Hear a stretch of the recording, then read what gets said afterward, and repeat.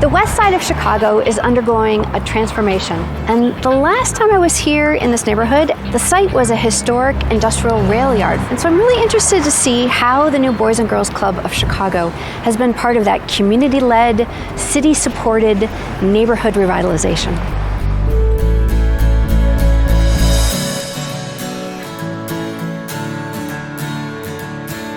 Catherine, you and your firm Layton's have spent a lot of time here in Austin, haven't you? We have. We've been working in the neighborhood with a lot of community organizations to build back resources and restore buildings, whether that's the Boys and Girls Club here or new affordable housing. We've been working to improve the quality of life across the whole entire neighborhood. The life expectancy in Chicago is not the same across the city, is it? No, it is not. If you go further east in a more affluent neighborhood, you might be living up to 88 years. Here in Austin, your life expectancy could be high 60s, low 70s, and that comes from years and years and generations of disinvestment. A building like this is so critical to think about how young people, teens, get a good start in a neighborhood. Absolutely. You need safe spaces to go to after school, on the weekend, with your family, and we see a building like Boys and Girls Club as one of those key places and key memory makers as part of a youth experience, not only from the space, but from the programs that they offer.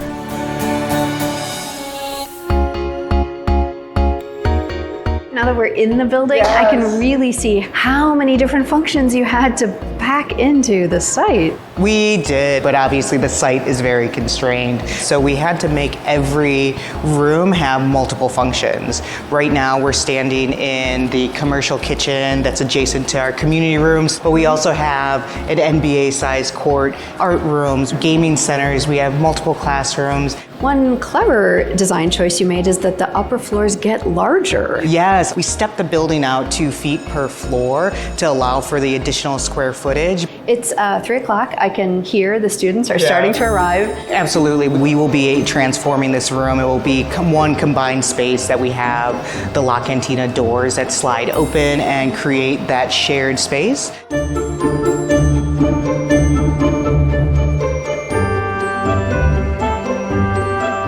Actually, I've lived in Chicago for 25 years, and this is my first day ever inside a Boys and Girls Club. This is actually the first Boys and Girls Club that's been built in over 30 years. So the Boys and Girls Club in Chicago started out in 1902, and right now we're just sticking close to our mission, life-changing experiences for young people around the city. I think it gives the students a sense of being able to advocate for their own community and their own spaces.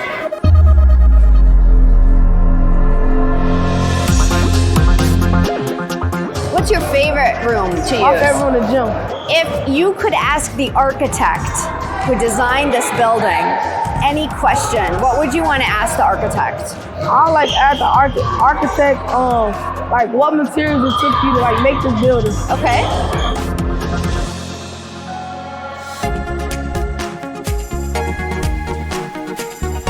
A Boys and Girls Club is an interesting building type because it's really complex, right? There's after-school functions, there's social, sport, learning. You're right, it is a complicated both program and spatial problem that we had to solve. We're adults designing a space for kids, so for youth, what do we know about that?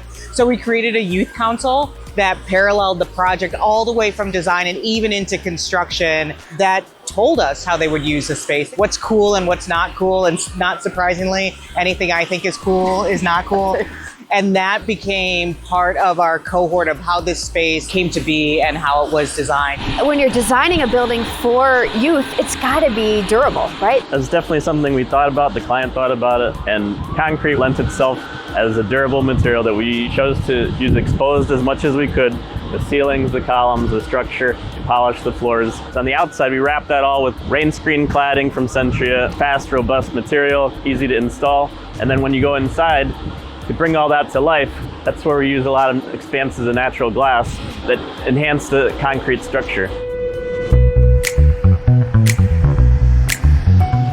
Cody, I think sometimes we forget what an impact the pandemic had on daily life, but also certainly in our industry around design, construction, materials. Yeah, it was. It was very scary because when we were brought on, the initial design had it 100% a structural steel frame building. we determined that that structural steel wasn't going to make the aggressive schedule that we promised this community a reality. And if that wasn't going to happen, we needed to make a drastic change, and we pivoted quickly from a structural steel frame to a cast-in-place concrete building. Bear Construction, when we come into a community, we want to be good community partners. We worked with Alderman Mitz, we hired locally, and at the end of the day, this is a club that was built by community members. What really occurs to me is how this building has been transforming. What I can see is that that transformation is probably part of the larger goals that you had for the building and maybe for the neighborhood too. Absolutely. I mean, our client thinks about how this building can transform the life of the youth for the duration they're part of the club. But we also started to think about then how this building can be part of the broader transformation that residents are having in their own neighborhood. We're very fortunate as a firm to be able to work on these types of projects and impact communities, and we look forward to continuing.